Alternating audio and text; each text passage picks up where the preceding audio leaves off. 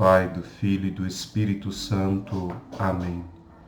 Jesus, manso e humilde de coração, fazei o nosso coração semelhante ao vosso.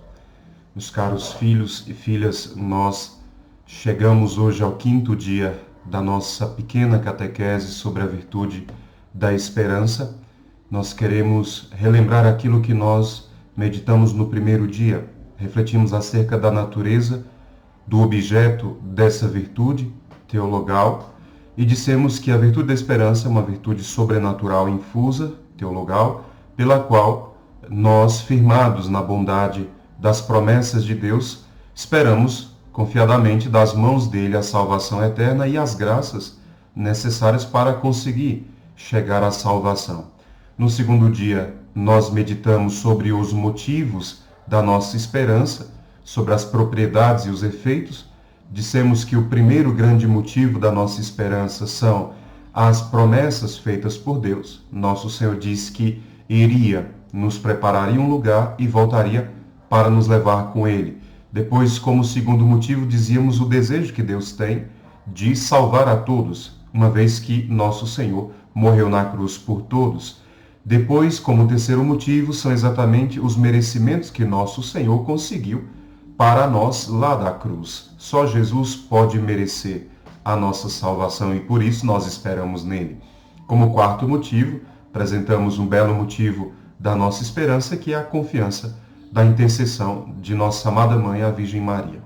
As propriedades, dizíamos naquele dia, são que, antes de tudo, a nossa esperança deve ser firme, deve ser certa, deve se apoiar unicamente em Deus, deve se alimentar da caridade, ser firmada na oração.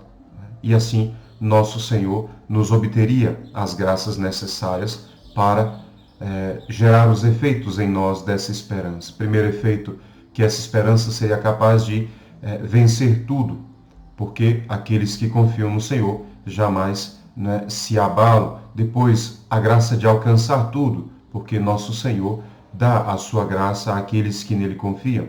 E depois, como um efeito da nossa esperança, Deus nos concederia a perfeição, uma vez que o que nós esperamos é exatamente a comunhão definitiva com Deus.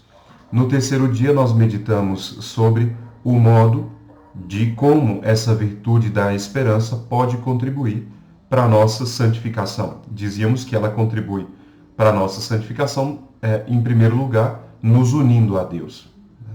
Ela tem esse poder de nos levar a uma comunhão plena com Deus, que é a nossa felicidade verdadeira e última. Depois dissemos que a esperança também dá a eficácia devida às nossas orações. E Deus dá abundâncias graças àqueles que confiam nele. E em terceiro lugar, dissemos que a esperança tem a função também de ser um princípio fecundo da nossa atividade, ou seja, nós, pela esperança, somos alimentados de santos desejos por aquilo que é mais elevado, o céu, o próprio Deus, a posse do próprio Deus. No quarto dia, nós meditamos acerca do modo de progredir nessa virtude tão maravilhosa que é a esperança. E dissemos que, para progredir na esperança, nós devemos tornar os fundamentos mais sólidos e os frutos mais fecundos. Para tornar o fundamento da nossa esperança mais sólida, nós devemos exatamente meditar sobre os fundamentos dessa esperança, que é, por excelência, o poder de Deus, as promessas que Ele fez a nós a partir da sua bondade. Uma vez acreditando que Deus pode tudo, inclusive nos salvar, nós teríamos uma graça de crescer e progredir nessa virtude. A certeza do poder de Deus, ela deveria se unir ao nosso esforço, com o objetivo de fortalecer a nossa esperança, tornando ela assim, então, mais fecunda, que é o segundo motivo que refletimos naquele dia. Torná-la fecunda porque nós devemos estar convencidos de que Deus nos salvará, mas Ele não fará isso sem a nossa cooperação. Portanto, deveríamos trabalhar, como diz um santo, como se tudo dependesse de Deus, mas ao mesmo tempo agir como se tudo dependesse de nós. Hoje, no quinto, último dia dessa catequese, nós vamos meditar sobre os pecados contrários à virtude da esperança. E são dois: o desespero e a presunção. São pecados ou formas de falta que os santos dizem geram a morte da alma. E realmente não são humanas, mas na verdade são mortais. Santo Agostinho dizia: essas duas coisas produzem a morte da alma: o desespero e a esperança pervertida, que seria a presunção. Santo Ambrósio diz que nem sequer homem parece ser aquele que não espera em Deus. O desespero é aquela desconfiança na bondade de Deus, na fidelidade de Deus, crendo que Deus não nos alcançaria, não nos conquistaria a bem-aventurança, a salvação. Alguém que acredita que a salvação não é para si. Depois de ter vivido uma vida de muitas provações, de muitas tribulações, às vezes de muitas derrotas, né? Pelo remorso, pelos pecados cometidos, por tudo aquilo que já viveu, alguém pode começar a achar que para ele não há solução, né? Que nunca vai conseguir mudar de vida, não vai conseguir se converter e, portanto, Deus não vai salvá-lo porque ele não merece ser salvo. Seria desespero. E nós devemos nos prevenir, porque é uma infecção, é uma disposição má do nosso coração, negativa, então nós temos que cuidar para não acreditar nisso, porque é um pecado acreditar, caímos no desespero, né? Para isso nós podemos lembrar de São Paulo, quando, depois de ser muito tentado, muito atribulado, sabendo que por ele mesmo não conseguiria vencer nada, não poderia resistir, então ele se abandona confiantemente nas mãos de Nosso Senhor. E São Paulo diz lá na carta aos Romanos, no capítulo 7, versículo 24 a 25, São Paulo diz: homem infeliz que eu sou, né? Quem poderia me livrar desse corpo que me acarreta a morte, ele diz, né? E então ele responde: graças sejam dadas a Deus por nosso Senhor Jesus Cristo. Por quê? Porque só o Senhor Jesus Cristo conseguiu para nós nos livrar de nós mesmos. Nós lembramos que nós temos 3 inimigos: nós, o mundo e o demônio. Aquele que mereceu para nós a libertação desses inimigos foi o próprio Jesus. Só olhando para Jesus é que nós podemos ter esperança em relação à nossa própria humanidade, porque ele carregou uma humanidade perfeita, né? E serviu para nós e serve para nós e é o nosso único e verdadeiro modelo de santidade. Depois, o segundo pecado contra a esperança é exatamente a presunção. Primeiro o desespero, depois a presunção. A presunção é exatamente o contrário do desespero, né? Enquanto o desespero é aquela falta de confiança, a presunção é uma confiança excessiva, imprudente, que acha que vai alcançar de Deus a felicidade eterna sem levar em conta as prescrições, os mandamentos que Nosso Senhor deu para obtê-la. Esperar de Deus as graças necessárias para chegar ao céu sem colocar em prática aquilo que Nosso Senhor ordenou. Os santos dizem que peca por presunção aquele que espera a salvação, ou apenas por seus próprios méritos, ou apenas pelos méritos de Jesus, sem nenhuma cooperação nas boas obras. Peca gravemente ainda aquele que quiser viver no pecado a vida inteira e achar, né, com a esperança de que na última hora vai se converter e então se salvará. Ou porque colocou um escapulário, como Nossa Senhora prometeu, ou então porque fez as 9 primeiras sexta-feiras do mês, os 5 primeiros sábados, acha que pode ver uma vida de pecado e aquilo seria segurança de salvação. Na verdade, peca por presunção. São Tomás de Aquino diz, né, que a presunção quando alguém espera obter o perdão sem arrependimento, ou a glória sem mérito nenhum. Às vezes, se presume demais dessa bondade de Deus, né, porque Deus é tão bom, mas tão bom, que alguém acha que jamais Deus a condenaria, e com isso começa a negligenciar os mandamentos de Nosso Senhor.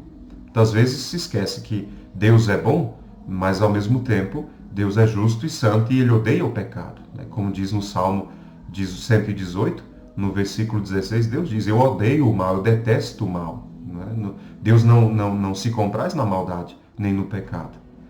E outras vezes por soberba também, que é também um pecado de presunção. Por soberba alguém acha que pode se salvar com as suas próprias forças, né? É capaz de vencer as provas por si mesmo e acaba se colocando em situação de risco, perigo de pecado, né? E esquecendo que quem se expõe a pecado acaba por cair. Portanto, também seria presunção achar que nós temos força suficiente. Nosso Senhor, ele prometeu a vitória a nós, é verdade, mas com uma condição: orai e vigiai, é o que ele diz no Evangelho de São Marcos. para que não entreis em tentação. Então, orar e vigiar. São Paulo, ele vai além disso, ainda diz na carta dele a Filipenses, no capítulo 2, ele diz que nós devemos trabalhar pela nossa salvação com temor e com tremor.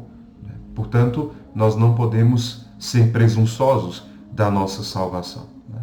E, por fim, fugindo desse desespero e fugindo dessa presunção como um vício contra a nossa esperança, nós devemos começar o caminho, então, de elevação dos nossos sentimentos. Primeiro de tudo, nós devemos buscar desapegar dos bens desse mundo. Colocar no nosso coração a certeza de que o nosso coração deve estar voltado para o alto, como diz São Paulo. Se, portanto, ressuscitastes com Cristo, ele diz, buscai as coisas do alto onde Cristo está, sentado à direita de Deus. E ele diz, afeiçoai-vos às coisas do alto e não às da terra, é o que ele diz na carta aos Colossenses. Portanto, esse desapego dos bens terrenos, seja ele um amor às coisas, os filhos, os maridos, as esposas, primeiro amor do nosso coração deve ser unicamente a Deus. Ele é a nossa última e única esperança. Depois, o desapego ele se segue de uma confiança, de um abandono filial a Deus, a Nosso Senhor, que está no céu, e sabemos que Ele nos prepara um lugar.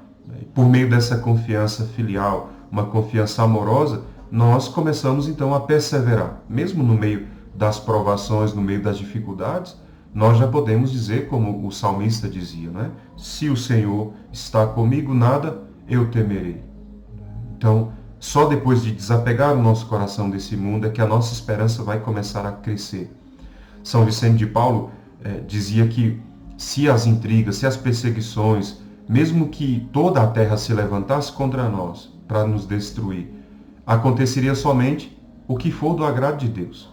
Então, é nele que nós colocamos toda a esperança. A partir do momento que eu tenho um coração abandonado em Deus, eu começo a aceitar da mão de Deus tudo o que me acontecer. E então, o desespero nunca tomará o meu coração.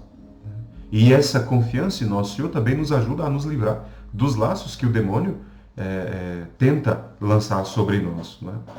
Depois, a esperança, ela progredindo habitualmente, com o espírito voltado para o céu, como nós rezamos em cada Santa Missa. O padre, no prefácio, diz, coração, nosso coração, corações ao alto, e nós respondemos, nosso coração está em Deus. Ali, o nosso coração, de fato, deve estar voltado para Deus. Nosso coração voltado para Deus, esperando de Deus, que Ele nos conceda as graças necessárias para chegar a Ele. E, por fim, munidos desses sentimentos da esperança, nós chegaríamos àquela graça, maior graça que alguém pode alcançar, que é a da perseverança final. Perseverança final é o maior dom que Deus pode dar, ou seja, morrer em Deus. Morrer em paz com Deus. Quantas pessoas perdem a salvação na última hora pelo desespero da salvação?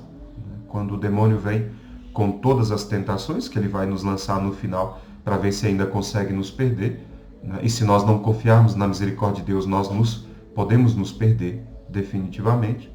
Então, esse dom, essa graça da perseverança final, da esperança final, é o maior dom e nós devemos pedir na oração.